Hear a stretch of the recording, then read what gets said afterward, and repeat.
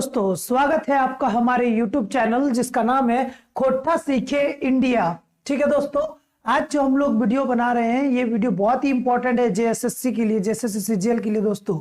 ठीक है, आज जो हम लोग पढ़ने वाले हैं वो छैयर किताब के लेखक का परिचय पढ़ने वाले हैं दोस्तों। यहाँ से भी 4 से 5 प्रश्न पूछे जाते हैं दोस्तों, तो ये टर्म बहुत ही इंपॉर्टेंट हो जाता है। ठीक है दोस्तों, आशा है आप मेरे वीडियो को शेयर भी कीजिएगा दोस्तों। तो बिना देरी किए हुए स्टार्ट करते हैं छैयर लेखक परिचय। ठीक है दोस्तों, यहाँ पर देखिए मैंने V1 लिखा है। V1 का मतलब है वॉल्यूम, मतलब ये वीडियो 1। ठीक है दोस्तों, ये क्या है, वीडियो 1 है। और देखिए इनके बारे में पूरा परिचय दिया हुआ है, कितने कहानी है, कितना कहाँ है, कहाँ इन्होंने पढ़ा है, कैसे पढ़ा है। और साथ ही साथ मैं पुरानी वीडियो में एक प्रश्न पूछा था दोस्तों, उसका भी जवाब दूंगा। ठीक है दोस्तों, तो चलिए स्टार्ट करते हैं। छैयर किताब के जो पहले लेखक, छैयर किताब के जो लेखक है उनका नाम क्या है दोस्तों, तो उनका मूल नाम उनका क्या है, चित्तरंजन महतो।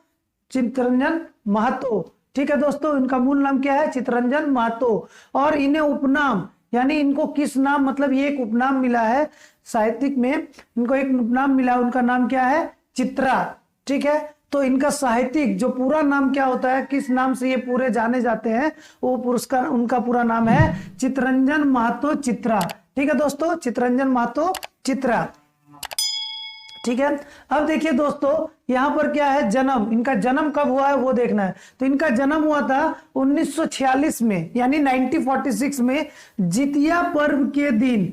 तो जितिया पर्व के दिन इनका जन्म हुआ था दोस्तों। प्रश्न यहाँ से एकदम पूछता है कि चित्तरंजन महतो के चित्रा का जन्म कौन से पर्व में हुआ था, या कौन सा पर्व में उनका जन्म हुआ था, तो जितिया पर्व के दिन हुआ था। ठीक है, जितिया पर्व में। उनकी माता का नाम धनिया देवी है।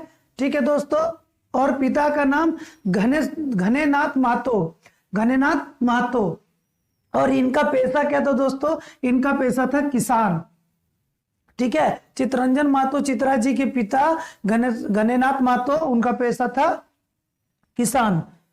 ठीक है, देखिए दोस्तों मैंने यहां लिख दिया है जन्म स्थान।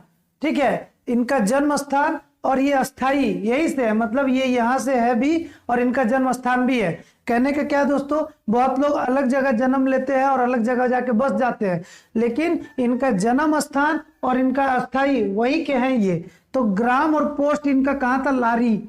ठीक है, ग्राम और पोस्ट कहाँ था, लारी। जिला इनका कौन सा पड़ता है, रामगढ़।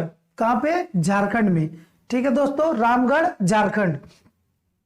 शिक्षा इनका क्या है, तो देखिए दोस्तों भूगोल में एमए किए हुए हैं, और वो भी कब किए, 1966 में, यानी 1966 में इन्होंने भूगोल में एमए किया हुआ है।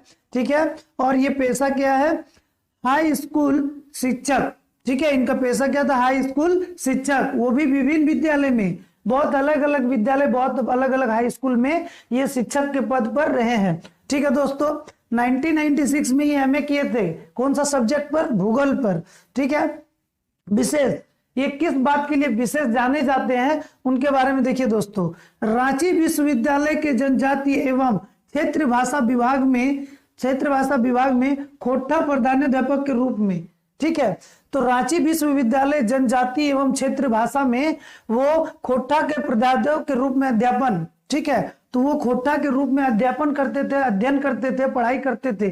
ठीक है, प्रधानाचार्य के रूप में, प्रधानाध्यापक। ठीक है दोस्तों, और कब से ये काम कर रहे हैं, तो स्थापना काल के 2 वर्ष तक, जब से रांची यूनिवर्सिटी या फिर बोलिए रांची विश्वविद्यालय जब से बना है तब से लेकर वो लगातार 2 साल तक थे वहां।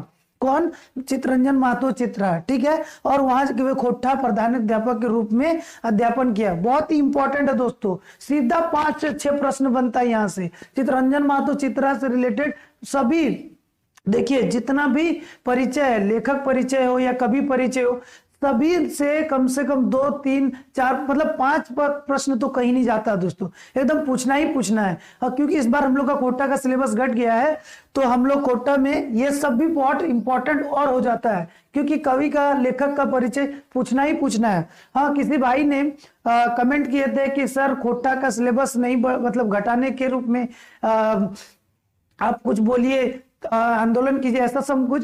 तो उनको मैं बता देना चाहता हूं कि खोटा का ऑलरेडी सिलेबस कम हो चुका है। ठीक है, सोन माटी से 3 ही कहानी आ रहा है, ठीक उसी तरह से छायर से भी 3 कहानी आ रहा है, और आने वाला और जितना भी बुक है, नाटक है, गद्य पद है और पद्य पद है, सबसे 3-3 सब में आ रहे हैं। तो ठीक है, कहीं ना कहीं सिलेबस का सिलेबस घट गया है खोट्टा का, तो ट्राई कीजिए आप अभी से पढ़ना, मेहनत करना स्टार्ट कर दीजिए। ठीक है, तो चलिए दोस्तों अब आगे बढ़ते हैं। प्रकाशित कृतियां, प्रकाशित कृतियां, तो प्रकाशित कृतियां कौन है दोस्तों?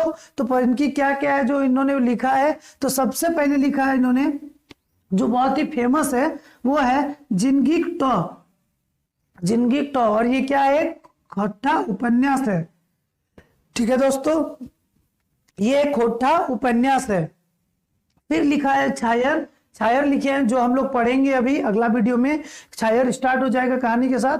तो छायर, और वो है खोट्टा कहानी संग्रह। ये क्या है दोस्तों? कहानी संग्रह है। लेकिन सोन माटी पूछेगा कि सोन माटी क्या है, सोन माटी किताब क्या है? तो वो कविता आती, कहानी और कविता दोनों का संग्रह है, उसमें दोनों चीज है। उसमें 10 कविता, 10 कहानी और 31 कविता है दोस्तों। इससे पिछले वाला वीडियो आपने नहीं देखा है तो जाकर देख लीजिएगा, उससे मैंने एमसीक्यू बना दिया सोन माटी से। और अगर आप ग्रामर का तैयारी करना चाहते हैं तो ग्रामर में ऑलरेडी वीडियो मेरा अपलोडेड है, वहां से भी जा सकते हैं दोस्तों। हर वीडियो की बात इस वीडियो में भी मैं बता देना चाहता हूं कि ये कंप्लीटली फ्री क्लास है। तो बस ये फ्री क्लास देना मेरा रिस्पॉन्सिबिलिटी है, और इसे बहुत लोगों तक पहुंचाना, जरूरतमंद तक पहुंचाना आपका रिस्पॉन्सिबिलिटी है। इसीलिए दोस्तों शेयर पे शेयर कीजिए, ठीक है, लोगों तक पहुंचाइए जैसे सबको इस वीडियो का फायदा मिल सके। ठीक है दोस्तों, उसके बाद जो थर्ड है वो है महराई। महराई क्या है दोस्तों? खोट्टा के लोक महाकाव्य, खोट्टा के लोक महाकाव्य का संकलन प्रस्तुतिकरण। संकलन मतलब होता है दोस्तों एक तरह से एकजुट या फिर एक साथ मिला के उसको प्रस्तुत किया गया है दोस्तों। ठीक है, संकलन प्रस्तुति किया गया है। संकलन मीन्स क्या होता है? छोटा भी, तो छोटा से भी मतलब उनका महत्वपूर्ण पॉइंट को भी दिखा के प्रस्तुत करना होता है। ठीक है, तो ये प्रकाशित कृतियां हैं चितरंजन महतो चित्रा जी का। ठीक है दोस्तों, अब हम बात करते हैं कि पिछला जो वीडियो है उसमें मैंने एक प्रश्न पूछा था कि सोन माटी के लिखवैया के कौन उपाधि मिलल है, या फिर बोलिए कि प्रोफेसर विनोद कुमार को कौन उपाधि मिला हुआ है? तो वो उपाधि है दोस्तों खोट्टा रत्न। बहुत सारे भाइयों ने, मैंने जितना कमेंट पढ़ पाया हूं उसमें से बहुत सारे भाइयों ने खोट्टा रत्न सही आंसर दिया है, लेकिन जो नहीं दे पाए हैं उसका आंसर क्या हो जाएगा दोस्तों? उसका आंसर हो जाएगा खोट्टा रत्न। ठीक है दोस्तों, ये है पिछला वीडियो का आंसर, खोट्टा रत्न। बहुत ही इंपॉर्टेंट है दोस्तों, पूछा जा सकता है कि सोन माटी के लिखवैया को कौन सा उपाधि से नवाजा गया है या कौन सा उपाधि मिलल है। ठीक है, खोट्टा या फिर सोन माटी के लिखवैया के या फिर सोन माटी या प्रोफेसर विनोद कुमार के कौन सा उपाधि से नवाजा गया है या कौन सा उपाधि मिलल है? तो उठल है खोट्टा रत्न। ठीक हो, अब आगे चलते हैं दोस्तों। आगे है हम लोग का प्रकाशन वर्ष। प्रकाशन वर्ष मतलब ये इनका प्रकाश, बुक प्रकाश होना कब स्टार्ट हुआ दोस्तों? ठीक है, तो कब स्टार्ट हुआ? 2007 में। ठीक है दोस्तों, ये 2007 में स्टार्ट हुआ। अब देखिए प्रकाशक, प्रकाश मतलब इनका जो बुक है उनको प्रकाश करने वाला कौन था, मतलब कौन सा कहां से ये बुक प्रकाशित हुआ है? तो ये बुक प्रकाशित हुआ है खोट्टा भाषा साहित्यिक संस्कृति अकादमी। कहाँ है दोस्तों? रामगढ़ में। खोट्टा भाषा साहित्यिक संस्कृति अकादमी ये नाम है दोस्तों, और ये कहाँ स्थित है? रामगढ़ में। ठीक है, और ये खुद भी रामगढ़ के ही है, रामगढ़ जिला से है। कौन सा ग्राम से? लारी ग्राम से।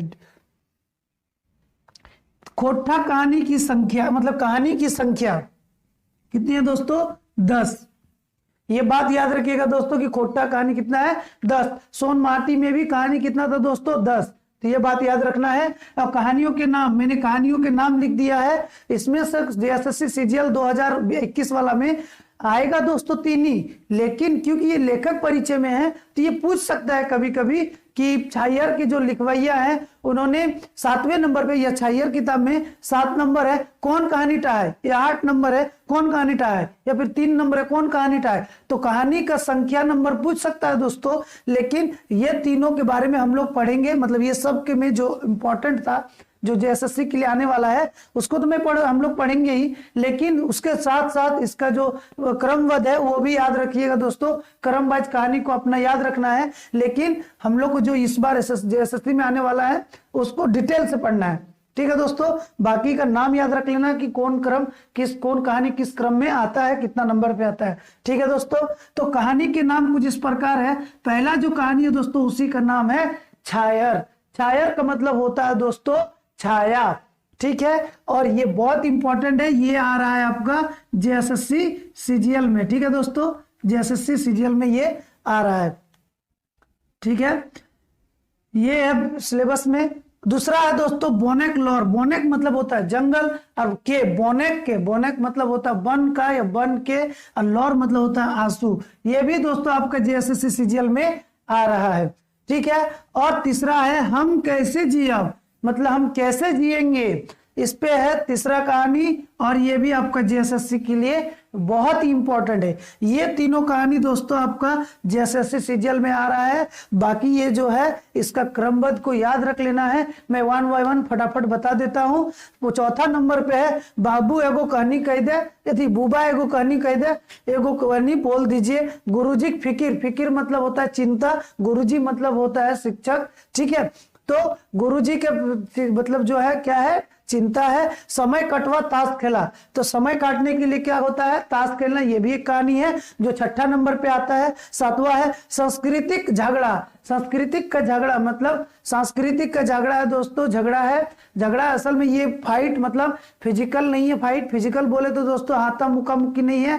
कैसे धीरे धीरे संस्कृति बदलते जा रहा है, इसके प्रति कैसे लोगों का झगड़ा है, आज भी है। जैसे हम लोग पहले धोती पहनते थे, लेकिन आज बहुत ही जींस पहनने पे आ गए हैं। तो कहीं ना कहीं हम अपने संस्कृति को बदलते आ रहे हैं। बहुत अभी आप सुने होंगे कि गर्ल्स को जींस पहनने नहीं दिया जाता है, तो ये भी एक लड़ाई है दोस्तों। ठीक है, तो सांस्कृतिक झगड़ा ऐसा करके। ठीक है, चोर डाकू और लुटेरा, ये भी एक है। ये कितना नंबर पे आता है कहानी, 8वां नंबर पे, चोर डाकू और लुटेरा। 9वां जो कहानी है दोस्तों 9 नंबर में, तो 9वां जमींदार। 9वां मतलब यहाँ 9 नहीं होता है, 9वां मतलब होता है नया। ठीक है, नया जमींदार। ठीक है दोस्तों, और लास्ट में है देवता के खाई गलतीन डाकिन। देवता के खाई गलतीन डाकिन। डाकिन मतलब जो दोस्तों हम लोग चुड़ैल, भूत या डाइन ये सब बोलते हैं, डाकिन डाइन को ही बोलते हैं।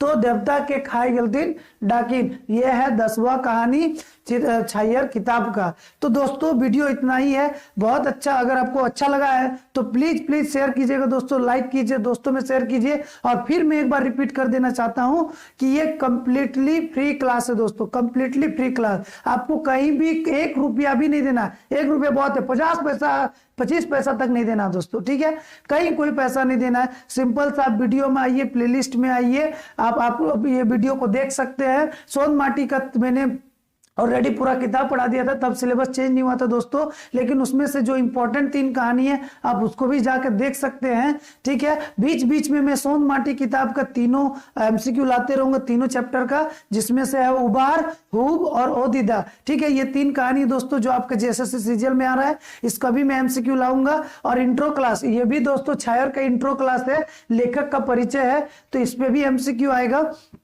तो आप लगे इस चैनल से जुड़ जाइए, सब्सक्राइब कर दीजिए। और सबसे बड़ा जो दोस्तों आपका रिस्पॉन्सिबिलिटी है वो है शेयर करना।